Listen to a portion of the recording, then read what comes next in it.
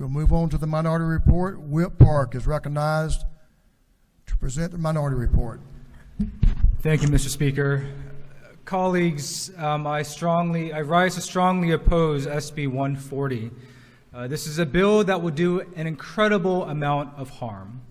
Unfortunately, I think what you heard from the previous speaker was a lot of disinformation. I know that y'all think, and I know that a lot of Republican members think, that what y'all are doing is protecting children. The truth of the matter is that you are not protecting children by passing this bill. You are inflicting harm. You are inflicting harm on the children of Georgia by voting for this bill. Now, what's the impetus for this? We know that this is a bill that polls with 80% favorability in Republican districts. That's heartbreaking to me. How many times do we come to this floor and hear the good word about loving your neighbor? I've been taught that you know a tree by its fruit. It doesn't matter what the intent is. What matters is the effect, the outcome. So many people who understand this issue know that it will cause harm. We are telling you that it will cause harm. But if you pass this bill, know that it is not to protect the children. Know that you are passing this bill in your political self-interest, to rile up your base. Don't deceive yourself on this bill. It's heartbreaking. Heartbreaking. We have the ability in this body to do so much good.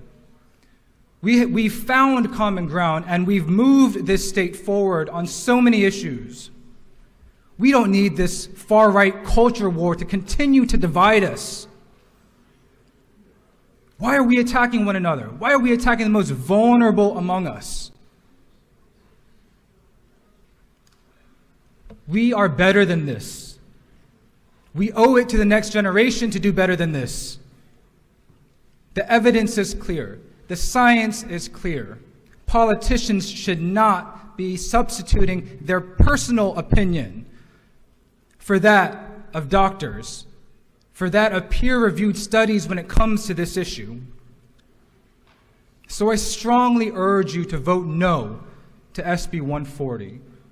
Vote no to protect the lives of some of the most vulnerable citizens in your state who you are commanded to love. Love is dead without deeds. I hope that each of my members demonstrate their true faith by demonstrating love to their neighbors, love to those that you may not understand, and vote no to this bill. Thank you, Mr. Speaker. I yield the well. The gentleman has yielded the well. Representative Anulewicz is recognized to speak to the bill.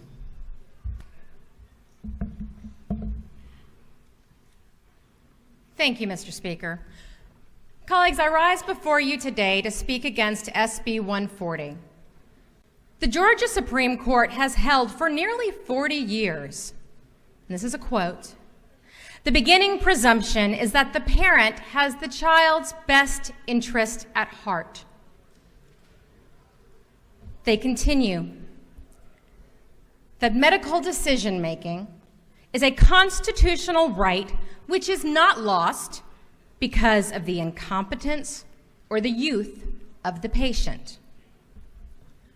We have affirmed in this General Assembly, we have codified into law legislation that has decreed that the parents are the ultimate authority to determine whether and when their children receive vaccines, whether and when their children can wear a mask amidst a pandemic, whether and when their children can learn about dark, tricky, complicated, confusing moments in our history.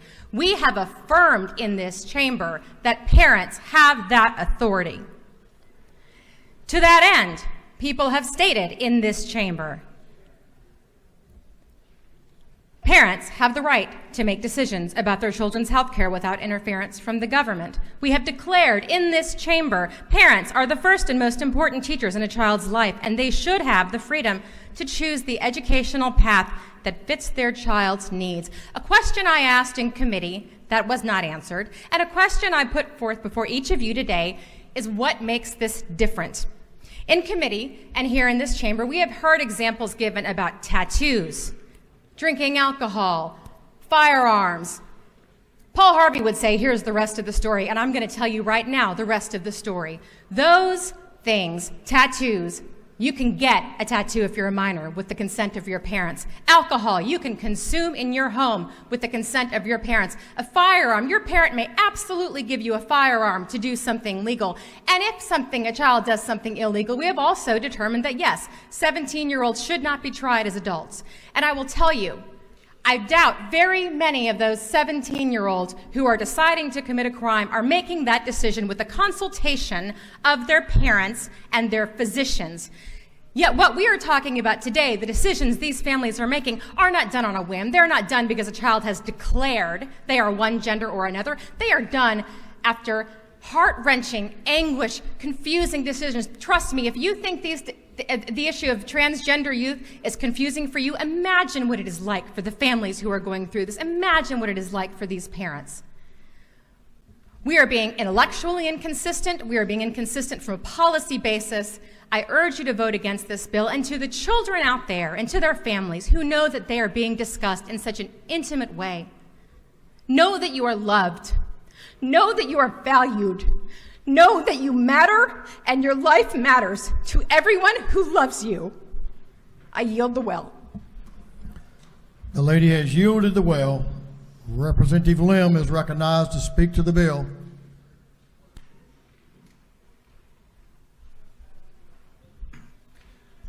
Thank you, Mr. Speaker. Gender-affirming care helped me come out of what my mom called a hibernation. It was like I awoke and it was spring. As a trans person, I've seen trans children who could not swim in public, couldn't feel safe in a bathroom, couldn't look in the mirror or record their voice, and then they received this care, and that all changed. It's not just about surviving, it's about thriving. We should care for trans children because they are in our districts, in our schools, in our military, in our families, whether we know it or not, and they are in Georgia's future because the future belongs to them too. My son is healthy and happy because of his hormone replacement therapy. Not having access would have been devastating for him. I don't want this to be the experience for other children.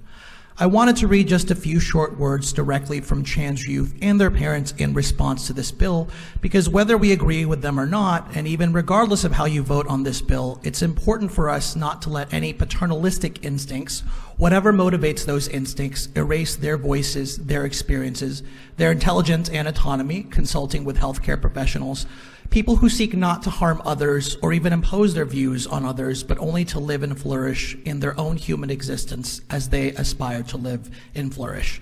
So I hope not only as you vote, but long after that, that you take time to reflect directly on their words. Thank you, Mr. Speaker. I yield the well. The gentleman has yielded the well. Representative Olaleye is recognized to speak to the bill. The representative is recognized. Thank you, Mr. Speaker. Good morning, colleagues. Today, I rise in opposition to SB140, but more importantly, I speak to you all as a parent. And I'm scanning the room, the chamber this morning, and I see the eyes, and I'm looking into the eyes of parents and grandparents. My son is 1.5 years old, my son August. He has curly hair. He has a wide smile, goofy personality. You don't get to choose your child. You don't get to choose their gender, how tall they are, if they're gay, straight, transgender. The only thing that you can choose as a parent is how you show up for them, how you love on them. My son, if he cried, if he falls, there's not anything I would do to run to his aid and care for him. There's nothing that you would do in this room. There's no mountain you wouldn't move to love on, to support, to provide the necessary care for your child.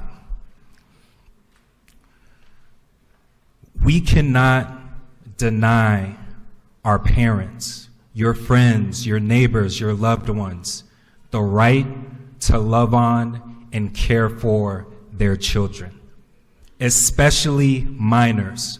When we're talking about how critical it is for a young person, it's not just about development, it's not just about learning. We're talking about life or death. And even if it's one child, even if it's one parent, even if it's one time, we cannot deny parents the right to love on and care for and provide for their children. So again, colleagues, please, I urge you, please oppose 140. Do not deny parents the right to love on and care for their children. Thank you, Mr. Speaker. I yield the well. The gentleman has yielded the well. Representative Imani Barnes is recognized to speak to the bill. Thank you, Mr. Speaker. I rise to speak against SB140. As I stand here today, I represent many different demographics.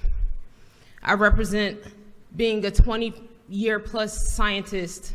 I represent a person who is in the dissertation phase of my public health PhD. And I said all that to say I analyze things differently, and I analyze and make decisions with facts, data, and the well-being of our public's health in mind. And so I'm asking you to oppose this bill with the public's health, our Georgia's public's health in mind. Putting the public's health at the forefront looks like voting no for SB 140 and coming back to the table with other solutions like mental health programs for trans kids, safe spaces for trans kids, community support programs for trans kids that will further decrease the suicide rates. By voting yes on this bill, we will increase the suicide rates. And those are facts with proven data. So I ask that this body look at the facts, the data, and the well-being of our public's health when making this decision. And I want to leave you with, what if your kid came to you and said they were trans? What if your kid or your grandchild came to you with that and you voted yes on this bill? How would you feel? To all the trans community out there, the trans kids and the parents with trans children, I want you guys to be strong. And in the event that this bill does pass, reach out to community services and programs that will help you support your trans child. Thank you, Mr. Speaker. I yield the well. The lady has yielded the well.